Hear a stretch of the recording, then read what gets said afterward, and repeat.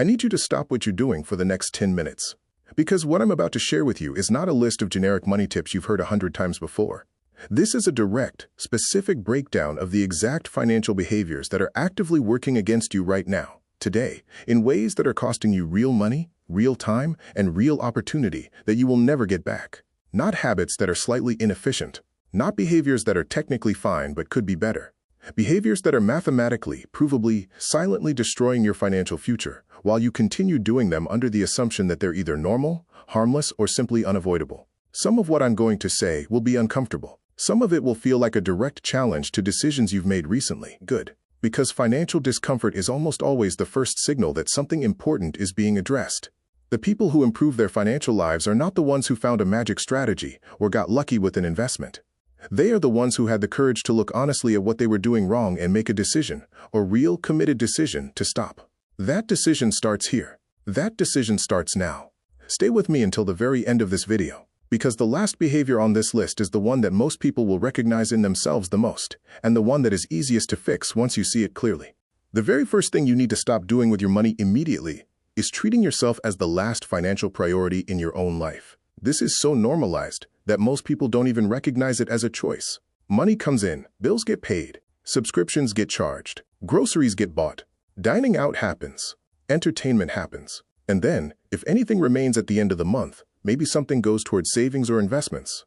Maybe. This sequencing is backwards, and it is one of the primary reasons why disciplined, hard-working people with decent incomes end up with almost nothing to show for decades of earning. The fundamental principle of personal wealth building is deceptively simple. Pay yourself first. Before the bills, before the subscriptions, before any discretionary spending whatsoever. A predetermined percentage of every dollar that enters your life goes directly into savings or investments the moment it arrives. Automatically, without negotiation, without waiting to see what's left. This is not a motivational concept. It is a mechanical one. When you automate a transfer to your investment account on the same day your paycheck arrives, you remove the decision entirely from the emotional spending environment where it always loses. Your lifestyle then adjusts to what remains, instead of your savings adjusting to whatever your lifestyle decides to leave behind. The sequence is everything. Paying yourself first is not selfish. It is the only financial strategy that actually works consistently over time for ordinary people with ordinary incomes. The second behavior you need to stop immediately is borrowing money to purchase things that lose value the moment you acquire them. This is one of the most wealth-destructive patterns in modern consumer culture, and it is so aggressively normalized that questioning it feels almost radical. Cars are the most obvious example. The average new car payment in the United States currently exceeds $700 per month. That is $700 per month, plus insurance, plus maintenance, plus fuel, for an asset that loses approximately 20% of its value in the first year alone and continues depreciating every year after that. You are paying interest on something that is simultaneously losing value. That is a double financial loss that compounds silently for the entire duration of the loan. But cars are just the beginning. Furniture financed at 0% interest that carries deferred interest traps. Electronics purchased on installment plans. Vacations charged to credit cards and paid off over months. Clothing bought on buy now pay later platforms. Every single one of these transactions represents borrowing money to acquire something that will be worth less, often dramatically less, than what you paid for it by the time you finish paying for it. The rule that wealthy people apply almost universally is this. Debt is a tool for acquiring assets that appreciate or generate income. A rental property, a business investment, a revenue-generating skill. Debt used for anything else, anything that depreciates or gets consumed, is a wealth transfer from your future self to a lender. Stop making that transfer. This one seems small. It is not small. The subscription economy has engineered one of the most effective passive wealth extraction systems ever created for the consumer market. And most people are hemorrhaging money through it every single month without any awareness of the total. Think about every recurring charge currently hitting your accounts. Streaming services, music platforms, cloud storage, news subscriptions, app memberships, software tools, gym memberships used twice in the last 4 months, meal kit deliveries that arrived 3 times and then got paused but never canceled, box subscriptions that felt exciting at sign-up and now arrived to sit unopened. The average person, when asked to estimate their monthly subscription spending, underestimates by a factor of 2 to 3. Research has shown that consumers believe they spend around $86 per month on subscriptions. The actual average is closer to $219. That gap, The difference between what people think they're spending and what they're actually spending is pure passive wealth drain. Automatic, invisible, frictionless extraction of money from your account every single month for services you have either forgotten about, stopped using, or simply never got full value from. The fix is not complicated, but it requires one uncomfortable action: a complete subscription audit. Pull up every bank and credit card statement from the last 90 days and identify every recurring charge. Cancel everything you cannot immediately justify with regular intentional use. Then set a calendar reminder to repeat this audit every 6 months. This single action, for most people, frees up between $100 and $400 per month of invisible spending. One of the most expensive habits in personal finance is making financial decisions, sometimes very significant ones, based on feelings, assumptions, and vague impressions rather than actual numbers. Most people have a general sense of their financial situation. They know roughly what they earn. They have a loose idea of what their major expenses are. They feel like they're more or less on track, or more or less behind, without ever sitting down to verify whether that feeling corresponds to reality.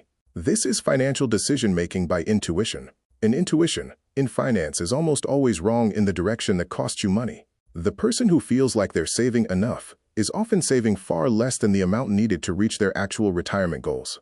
The person who feels like their debt is manageable is often carrying a balance that will take a decade to eliminate at their current payment rate. The person who feels like they're spending reasonably on food and entertainment is often spending 2 or 3 times what they estimate when actual transaction data is reviewed. The antidote is radical numerical clarity. Not a perfect budget, not a complex spreadsheet, just the habit of regularly looking at actual numbers and making decisions based on what they say rather than what you feel. What is your exact savings rate right now as a percentage of income? What is the total interest you will pay on your current debts if you maintain your current payment schedule? What would your retirement balance be at 65 if you continued investing at your exact current rate? These numbers are available to you. Most people simply never calculate them. And the ones who don't are navigating one of the most consequential journeys of their lives completely blind. If you have ever held money out of the market because you thought it was about to drop, or waited to invest because conditions didn't feel right, or sold positions during a downturn to avoid further losses, you have engaged in market timing. And market timing is one of the most reliably wealth-destroying behaviors available to individual investors. The premise sounds logical. Buy when prices are low, sell when prices are high. Avoid the drops. Capture the peaks. The problem is that this requires being right twice, once when you get out and once when you get back in. And the research on this is unambiguous. Professional fund managers, with access to the most sophisticated analytical tools available, teams of analysts, and decades of experience, fail to consistently time the market successfully. Individual investors, operating on news, intuition, and emotion, fail at far higher rates and with far more damaging results. The most expensive days to be out of the market are often the days immediately following the biggest drops. Missing just the 10 best trading days in a given decade can reduce your total returns by more than half. 10 days out of thousands, and those days are almost always impossible to predict in advance. The strategy that the data supports, overwhelmingly, consistently, across decades of research, is time in the market, not timing the market. Consistent contributions to diversified low-cost index funds, regardless of market conditions, held over long periods of time.